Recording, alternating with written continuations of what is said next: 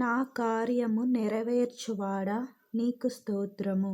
కీర్తనలు 37వ అధ్యాయము 5వ వచనం. బలము తనదని సెలవిచ్చినవాడా నీకు స్తోత్రము. కీర్తనలు 62వ అధ్యాయము 11వ వచనం. ప్రార్థన ఆలకించువాడా నీకు స్తోత్రము. కీర్తనలు 65వ అధ్యాయము 2వ వచనం. సర్వ శరీరులు నీ యొద్దకు వచ్చెదరు గనుక నీకు స్తోత్రము. కీర్తనలు 65వ అధ్యాయము 2వ వచనం.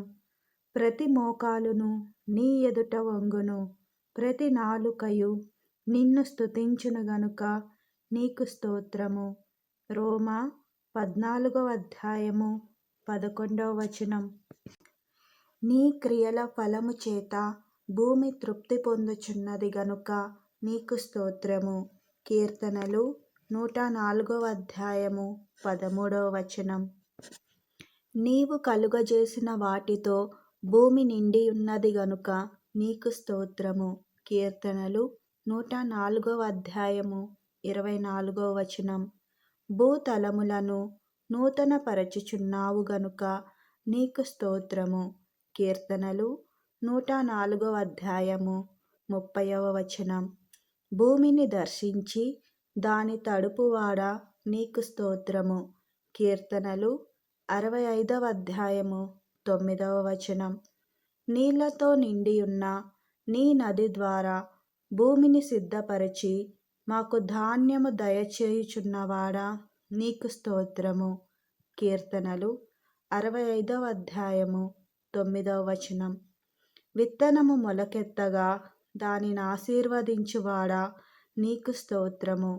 కీర్తనలు 65వ అధ్యాయము 10వ వచనం. లోకము నీ కృపతో నిండియున్నది గనుక నీకు స్తోత్రము. కీర్తనలు 33వ అధ్యాయము 5వ వచనం. నీ సంవత్సరములకు అంతము లేదు నీకు స్తోత్రము. కీర్తనలు 102వ అధ్యాయము 7వ వచనం. సంవత్సరమును నీ దయా కిరీటము ధరింపజేసి ఉన్నవాడా నీకు స్తోత్రము. కీర్తనలు 65వ అధ్యాయము 11వ వచనం. నీ జాడలో సారము వెదజల్లుచున్నది గనుక నీకు స్తోత్రము. కీర్తనలు 65వ అధ్యాయము 11వ వచనం. నీ యొద్ద జీవపు ఊట గలదు గనుక నీకు స్తోత్రము. కీర్తనలు 36వ అధ్యాయము 9వ వచనం.